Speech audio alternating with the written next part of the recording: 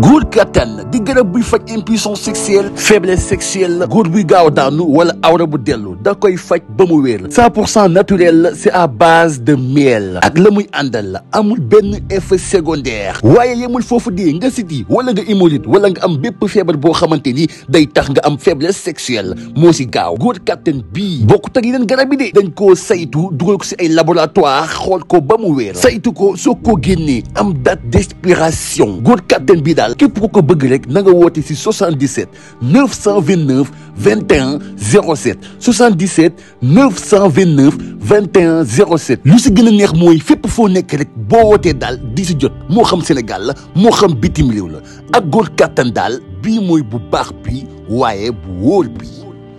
jërë ngeen jëf mbokki Actubuzz TV jërë ngeen jëf mbokki àdduna jërë ngeen jëf mbokki képp kuy seetaan 5 tonnes wala boobu képp kuy seetaan People 24 mbégte contentement chaque fois ñu ànd ak yéen te yaakaar naa ni nag 5 tonnes lañ jàkkaarloo waat ngir mën a waxtaan si li nga xamante ni moom mooy làmb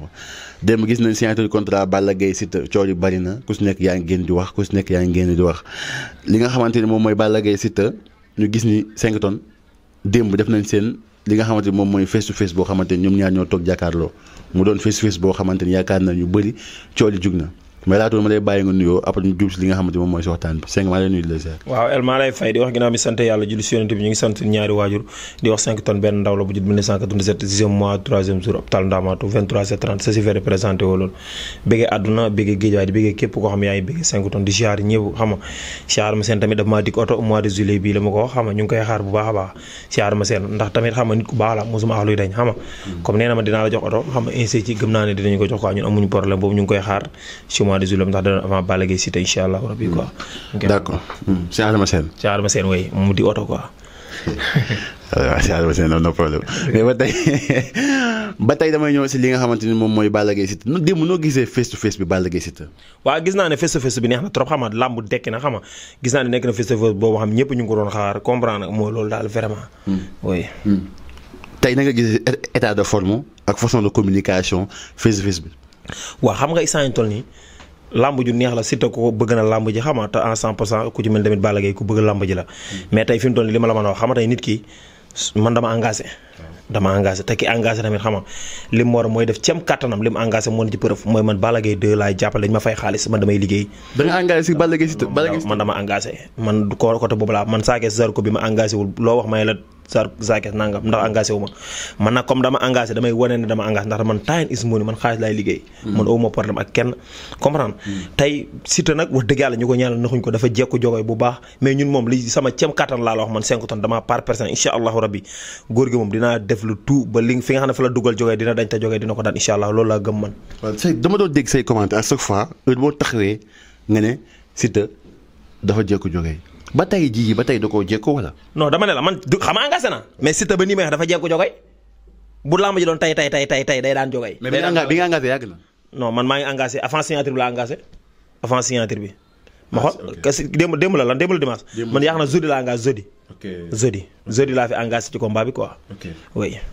mais man moom incha allahu rabi li ma la wax man du ma ne wow na ne tooy na comprendre mais dama ne la Siteu champion la nit ku baax la mbër dëgg la. comprendre ndax def ay preuve moo tax mu bëre ak Balla Gaye 2 mais dama ne la man 5 tonnes dama part personnel man Balla Gaye 2 laay jàppale dañ maa fay te damay def le tout pour mu am ndam gëm-gëm boobu la am quoi. comprendre te góor gi wax dëgg yàlla nit ku baax la nit man li may wax chaque jour man góor gi foofu ma ci réew dama ci liggéey time is money comprendre ku ma ko boole da nga may fay neexul ma ci ko yàlla bind. mais comme que engagé naa nag combat la si biir combat yi quoi. mais Siteu moom vraiment instant yii dañuy fi dugal jogoy jàpp na ne moom bu wér la mais ñun moom day def suñu jëpp kàttan ba loolu dina daj Balla Gaye daan ko incha allahu rabbi ñun loolu la gëm quoi. mais ñu ko ñaanal moom doom day ñaanal na ndax Siteu bi muy bëri Modou Lo man sama suuf si jàpp naa ne moo daan Modou Lo moo daan Siteu kon damaa gëm ne incha allah adduna yàlla ko moom quoi. sa suuf moo waraloon coow à chaque fois 5 tonnes contre Siteu. waaw mais du contre Siteu sax xam nga doo ma problème man Siteu su ñëwoon avant may ba jógee Balla Gaye su ñëwoon ne ma 5 tonnes jàppale ma barke alxuraan ma jàppale ko ma daan Balla Gaye man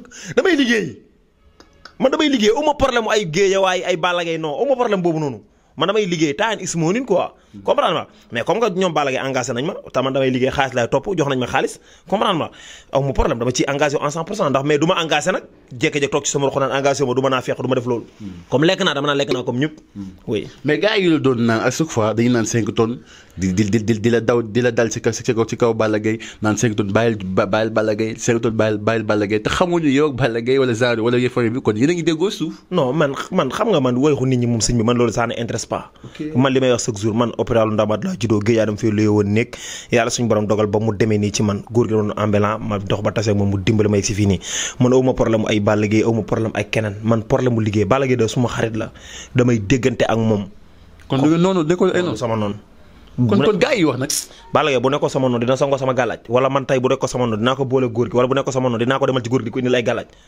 lan mooy problème bi xam nga tey wax bu feebaree nopp yi koy diglu dafa war a wér ñoom xam nañu man li ma nekk c'est réalité lu dëggu man comme ñoom xam nañu man du ma dunguru nit du ma fréquenté nit xam nañu man li ma nekk ci laa nekk man damaa gëm sama bopp comprendre te ci fulla ak dig ak personnalité lay ànd ak ñoom tey Balla Gaye 2 su ma ko jàppaloon combat ma Siteu ba mu daan Siteu exemple ma am beneen combat muy bëre keneen fay ma jàppale kooku man awma problème ak kenn ñoom xam nañ loolu xam nañu damay liggéey quoi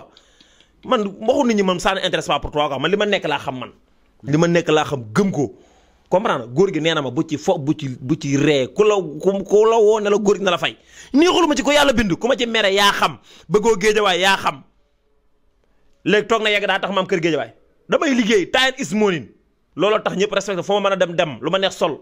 adduna yàllaa ko moom góor gi ku ma ko boole ku yàlla bind fa yomb barke alxuraanu karim problème bu am si adduna bu dul dee bu ma la boole incha allahu rabbi day faju li ma la wax man damay liggéey time is morning wax ci góor gi ak gëm góor gi moo tax tey ma dugg si combat jóge ak yeneen combat yeneen ak yeneen ñaata combat la am numéro 5 tonnes nag 76 635 10 78 mooy numéro 5 tonnes 76 635 10 78 képp ku mu bëgg ma boole laa góor rek may fay problème bu am si àdduna na problème mu dee xool ma problème mu dee rek la mën a faj problème mu am doom xam nga problème mu këyit problème boo am si àdduna problème mu kaso problème bu ne incha allah rek bu ma leen boole bu neexee yàlla incha allah di nga gis résultat waaye nag ku ma ko boole rek may fay neexulu ma ci ko yàlla bind nag ok. mais avant loolu noonu gars yi bëri dañ doon naan 5 tonnes day naxe 5 tonnes day nang mais gars yi bëri gëmuñu woon góor gi mais tey jii nii nañ nga engagé wu si combat jógee. waaw mais xam nga man sama yoon nekkul si ñi gëm mais ñi ma jëflanteel xam nañ el man xoola sama yoon nekkul si ñooñu dama ne la wala da ngaa mas a gis tey jógee wala keneen génn di ma contrôler gone bu la tooñee da ngay jéggi du ma baayam man ci loolu laa nekk dama ne tey jógee ñu koy fréquenté booy yu ndaw yeeg ñëpp xam nañ ne man du ma seen morom ci dara ndax seen patron damay jëflante ñoom tonton la may wooy man ku gëm góor gi yaa xam ku ko gëmul yaa xam ñi may jëflanteel xam nañ taman sama bopp exemple la preuve la man maa ngi ci gis bu sama bu baax a baax te képp ku ñëwit di nga xam ne ki nga koy séqal ku am fula la ku am fayda la ci mi def Elmo Sénégal moom ku bindoon ni tama xaw ma ñu tëggee ni buum fii ku ñëpp tuf li nga tooy man lijjantiwu ma kuy wax ak waxul góor gi ko gëm yaa xam koo gëmul yaa xam mais man xam naa ne damaa part personnel am na ñi may jëflanteel personnel xam nañ am nañ tey combat bi ma dugg it ñoom avant ma ci dugg xam nañ ne góor gi c'est la réalité ndax du damay soog a séq ñoom business non bii laa nekk loo xam ne war naa cee mën wax sénégalais ne dama engagé ci combat jógay mais man na ñoom yàgg nañu séq lu ne am nañ problème bu ne am nañ ko ma faj ko man problème bu nekk am nga faj ko mais tey jii nii Balla Gaye Siteu damay ñëw démb si li nga xamante ni moom mooy face to face bi gis nañ coow yi bari na ba ñu bëri yaakaaroon na ñoom buñ dajee dañuy xeex mais démb dañ ko def si discipline mais après gars yi dañoo mujjee tas li nga xam. waaw dama ne la tey Balla Gaye 2 esprit grandeur la mën a ñëwee ci Siteu comprendre ma Siteu nag moom champion la xam nga ne li may wax chaque jour man du ma ko xeebal ak champion du ma ko xeebal dara du si làmb tey man ndax li ma gëm mooy Siteu dëgg la Balla Gaye 2 mun na ko daan mun na ko humilier def ko lépp mais dama la expliquer Siteu loo ko bañ loo ko bañ da nga koy mën nangul man tawam tey fi mu yegg nii tey ak njàmbaaram ak ay mbooloom ak xolam bu rafet moo ko indi fii mu nekk nii comprendre même bu ko Balla Gaye daane day amaat combat bu baax loolu nañ ci bàyyi xel tey ñu koy ñaanal na leen jàpp bu baax te fonk leen te xam ne ñooñu noonu tey ay sëriñ piir lañ yaa ngi dégg man Siteu amul lenn lu négatif lu mën a am na droit dal ci kaw Balla Gaye 2 jaay combat am jaay boppam moom Balla Gaye 2 produit làmb la c'est normal te bu làmb ji bu doon tey day daan Balla Gaye 2 man damay jàppale Balla Gaye 2 mais bu doon tey mu daan Balla Gaye mais la balaa booba nag nañ def la tout ba loolu dañ incha allahu rabbi comprendre ma la mais dama la expliquer ma ne la wallahi lazim làmb ju neex lay ngay gis la 20 man maa la ko wax man 5 tonnes man dama lekk xaalis man damay liggéey man bu ma lekkee damay wax damaa lekk Balla Gaye du dégg dara lu négatif ci làmb ji ba làmb ji jàll du ko ci dégg ndax damaa lekk xaalisam comprendre mais comme bu ma lekk doon xaalisam fu ma toog may la jógee dañ koy daan mais comme lekk naa xaalisam nag mënutul bokk koo lekkagul mënut a bokk koo lekk ndax ma damay liggéey mënoo maa fay ba pare ma lay liggéeyal ndax isaan toll ab employé am la ndax maa fay man gëm-gëm boobu la am mais dama ne la barke Seydina Muhammad laa la waatal waa géej waaye dinañ ma gën a tam dëmm man maa la wax loolu incha allahu rabbi adduna yàllaa ko moom wa fi sama risqakum wa maa tu'adun adduna yàllaa ko moom. balaa moo ñëwaat ci loolu man démb damay wax si Baye Ndiaye lay wax quoi parce que démb presse bi nga xamante ne ñëwoon nañ 2STV daal taxaw si porte bi ñu bëree bëri amuñ ay accréditation man je pense que loolu noonu war na si jóg. xam naa peut-être sax yëg na ko wala yëgu ko mais presse bi dañoo ñëw pour si làmb ngir jàppale làmb dañoo ñëw si làmb ji ngir def seen liggéey tranquillement nit nag mënta lekk lépp yaakaar naa presse bu ñu ñëwee di dem si open presse yi di dem si li nga xamante ne moom mooy kii war nañ leen a jàppale si ay accréditation ba bu ñu ñëwee dootuñu amati problème parce que dem ba biir 2S policiers yi di leen naan taxaw leen fii wala taxaw leen fii démb moom kenn kontaanul te ñu dugg sax bariwul te loolu dama benn Baye Ndiaye laa koy jox wala boog Aziz Ndiaye pour ñu mën a veiller si presse bu baax a baax a baax parce que ñoom tamit dañ fay nekkal pour ñëpp kon war nañu mën a gën a veiller si presse bi comme yeneen promoteur ni ñu koy defee. non presse moom dañ leen war a jox cër jox leen seen wàcc waaye ndax mënuñ na tey làmb jote ñoo dem kër mbër mi dem entraînement jëli ko xam a jël lépp kon ñooñu man jàpp naa ne bu ko nit ñi bàyyi xel ñoom la kon jox leen cër c'est normal dama ne la làmb ji boo ko tëggoon tey presse bi duggun ci kenn du ñëw kon tey dañ leen war a jox seen wàcc jox leen seen gëdd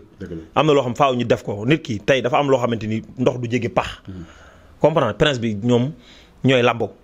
mais pourquoi ça bu ñu dund ay difficultés yu mel ne ñoom ñëpp dañoo war a mànkoo toog seen tànk xool gis ne tëgg ñetti sorte ba xam bu ñu ci waxul ba xam kenn dina dem ci làmb jooju noonu kon loolu faaw ñu vee ci def ci bu baax a baax ki tëgg làmb ji mu gën cee baax bàyyi xel bu baax a baax mais dem Siteu dafa ñëw indi mystiquement génne benn affaire comme genre loxo te loolu dama ko gisoon contre Lac de Guiers benn sëriñ def ko comme genre loxo Aziz Ndiaye sa démb moo ngi koy naan kii ba maa ngi gis ñu naan Siteu dafa menacé Aziz Ndiaye mystiquement mais tey est-ce que loolu noonu c'est maanaam dina yomb que ki tëgg làmb bi maanaam nekk rakku Aziz Ndiaye ñëpp xam nañ ni moom Balla Gaye waaw xam nga tey Siteu lu mu wax Balla Gaye c'est normal mu wax lu mu wax Aziz Ndiaye mënu koo bañ ñoom la ñoo ñooy kat ba kenn wax si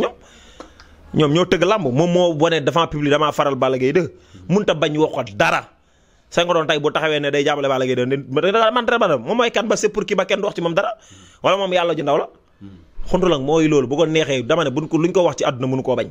ci làmb la nekk moom moo wane devant public damay jàppale Balla Gaye 2 dama ne si combat dama dëgg combat kon Siteu tey nu mu mën a déstabiliser jógee da koy def nu mu déstabiliser jógee day def loolu ngir déstabiliser ko loolu mënu ko bañ mu neex ko mu naqari ko te dama ne làmb ji bu doon tey man maa ngi jàppale Balla Gaye mais bu doon tey ñoom Aziz Ndiaye dañuy jooy barke Mohamed bu doon tey Aziz Ndiaye ñun ñëpp dañuy jooy ñun man mi lekk xaalis sax damay jooy comprendre la ndax sa waay dafa Siteu dafa pare quoi dafa pare buñ la bëntiwul dafa pare et mystiquement quoi dafa pare Sénégal nag wax ju buy feebar xam na ngay wax sa wax boo xam dañuy wax doo comprendre fi ngay wax jël say wax di la kii mais dama ne la wallahi lazim laa la waatal barke alxuraanu karim gàllaa ji mu defoon contre be yu gën a bon yi def na ko mais dama ne la man moom comme lekk na xaalis moom li ma gëm mooy Balla Gaye 2 day daan Siteu gëm-gëm boobu la am comprendre ma la mais dama ne la wallahi la azim Balla Gaye 2 am na ñu dëkk géej waaye ñoo xam si biir géej waaye lañ nekk ñu ngi koy saraxe pour jaay ko waaw maay wax ak yow de am na ñoo xam biir géej waaye gi lañ dëkk di ko fréquenté ñu ngi koy jaay doy na waat kon adduna yàlla ko moom de ñee dañuy làmb ak moom de man maa ngi ci làmb ji du dégg lu ko naqar yi daan rek laa signé ak moom mais dama ne la adduna yàllaa ko moom quoi oui. damay ñëw si Sa Thiès parce que nag démb gis nañ image bi macha allah gars yi doon wax yëpp yaakaar naa démb noppi nañ. parce que gis nañ Sa Thiès toog ba dëgër nekk si ginnaaw magam démb.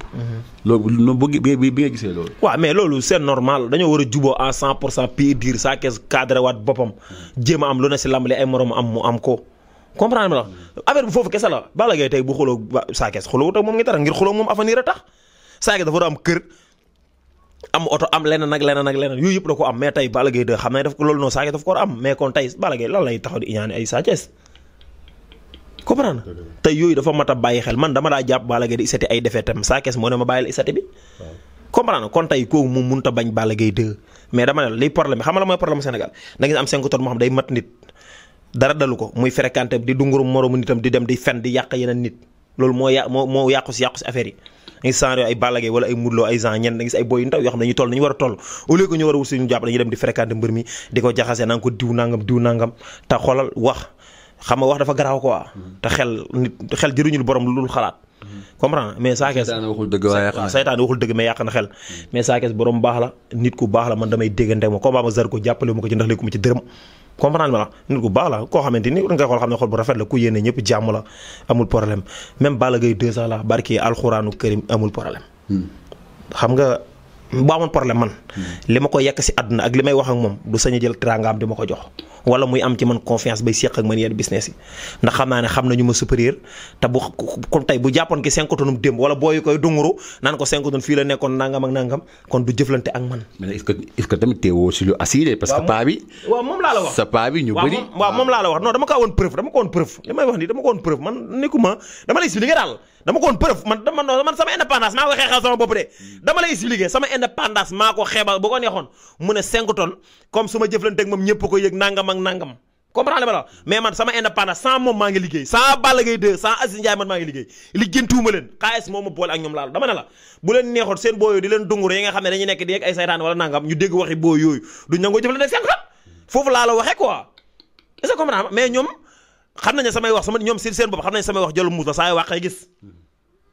man nekkuma si gars yi nekk ni ay détails fii génn fii wax ngir bës waxuma ngir bës man damay wut ngir xaalis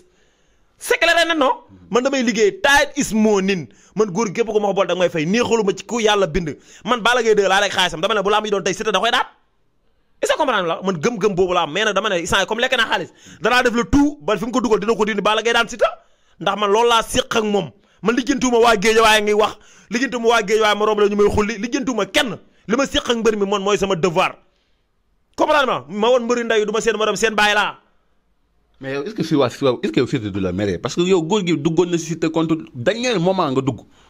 contre Modou Lo. dama ne la tey jii dernier moment tam nga duggaat. Siteu dafa waroon daan Modou Lo ba jéggi ko mais man jàpp naa sama suuf si moo tax daanul Modou Lo barke alxuraan fajar teel laa dem jële mu góor gi ne ma Siteu dafa jekk Modou Lo te daf koy daan mais lii bu ko defee dañ koy xëccoo mais dina ñibbee ndam barke Mohamed ma fexe ba Modou Lo am ndam. kon man gëm naa ne man sama góor gi wóolu naa ko ni ko lu may waxantu dama ko gëm. so ay man li may wax c'est clair ren de man xam naa ci li ma ne man waxuma ay waxu ay nit yi kasaw de mais man dama par personnel xam naa góor gi ñi may jëflanteel xam nañ góor gi contre Siteu la barke alxuraan Siteu dafa waroon daan Modou Lo ba jéggi ko man maa tax daanul Modou Lo man maa lay wax loo man 5 tonnes maa dem indi suuf si mais contre Jogoy comme dañuy jëflante waat yàlla def jàmm Siteu nit ku baax la nag li may wax chaque jour rek waaye dafa comme damaa encaissé dama liggéey ma boole ak Jogoy damay liggéey ndax tey ëllëg mën na maa liggéey ak Siteu time is money. kon avant bu la fekkee Siteu bu la njëkkoon woo pour liggéey da ngeen barke Seydina Mohamed laa la waxtaan su ma jubóo na waa kër Siteu barke alxuraanu karim ni ma defee intervenir jubóo naa ak Balla Gaye ma defee intervenir la jubóo naa ak Siteu day daan Jogoy barke Mohamed aw ma problème boobu man aw ma problème boobu man aw ma problème boobu noonu laa la wax man damay liggéey man time is money man aw ma problème boobu barke sëñ Fallou Mbacke su ma jéggoo woon a waa kër Siteu barke alxuraanu karim ma daan di Balla Gaye man gëm-gëm boobu laa man aw ma problème ak kenn ko waay gisee yaa xam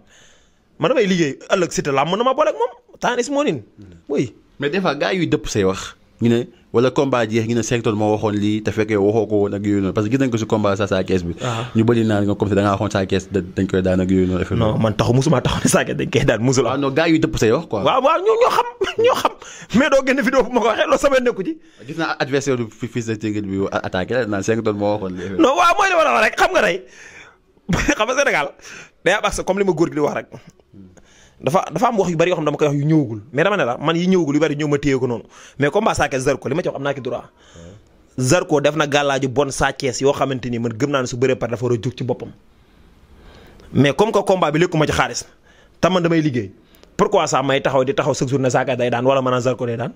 di yàq sama marketing damay liggéey su ma neexoon laax ma bëggoon buzz wala ma bëgg promo damay taxaw ne Sa Thiès say daan ndax xam naa ne Sa Thiès say daan wax naa ko ay nit ma dem ci migaay Sa Thiès jafandu comme ñëpp mais man damay liggéey Elmo yaa xam sa dimanche damay liggéey ñëw ma ngir ay Sa Thiès day daan ñëw ma ngir loolu damay xaalis laay dugal sama poste ba pare doo ko fës ci li ma ne nga tey li gën a neex dama ne la lamb yi Sa Thiès Zarko doo mës a génne benn vidéo bu 5 tonnes ne Zarko day daan Sa Thiès doo ko génne man Elmo dama ne la barke alxuraanu karim yàlla mooy xam li am suba de góor gi yàlla daf kaa may borom baatin la nit ku man nangu ma ne am nañu man góor gi de mais man gisaguma ko ren lu mu suuf kawe ren fete na ko kaw bañu ma loolu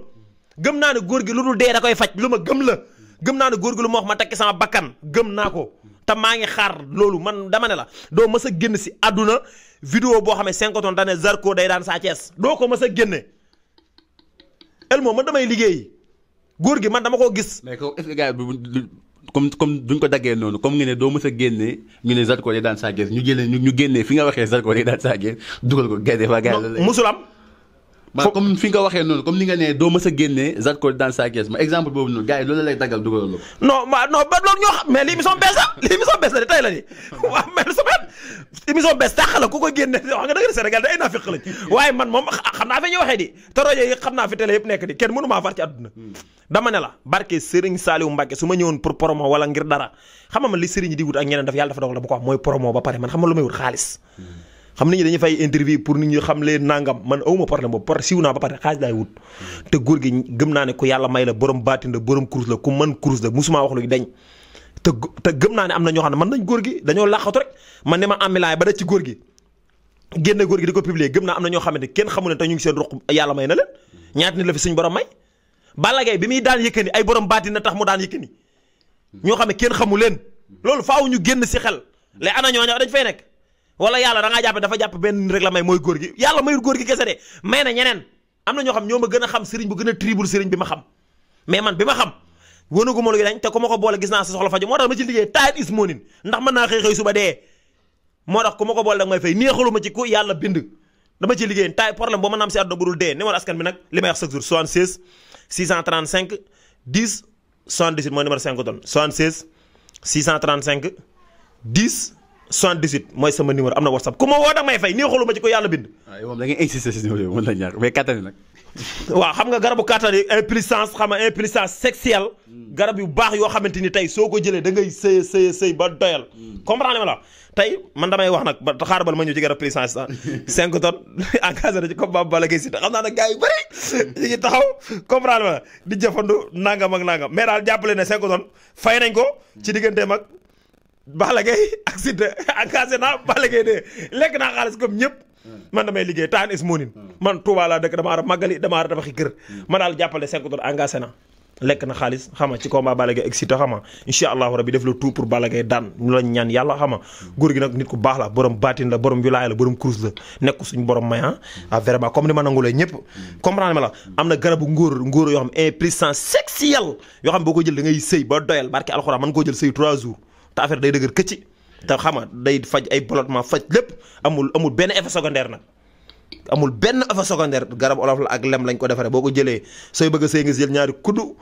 da ngay sëy ba doyal keroog benn waaye woo na ma ne ma 5 tonnes maa ngi lay sant di la gërëm kii ma booleel garab bi ma jaay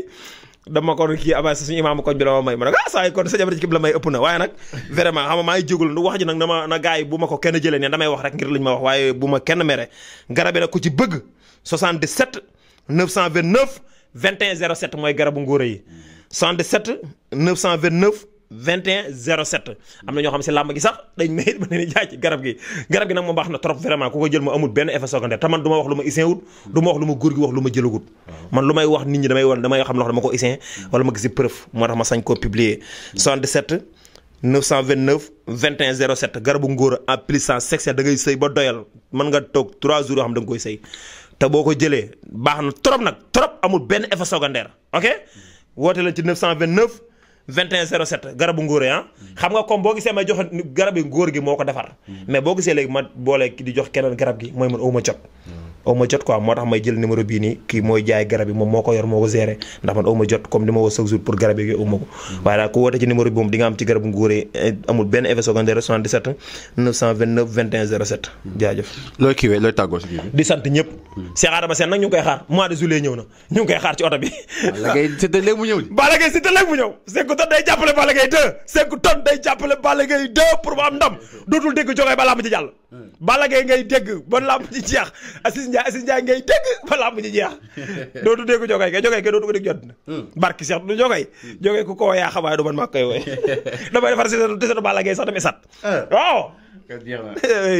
mu sant ñëpp sant àdduna di la sant bu baax a baax di sant àdduna bépp di leen bégee jaajëf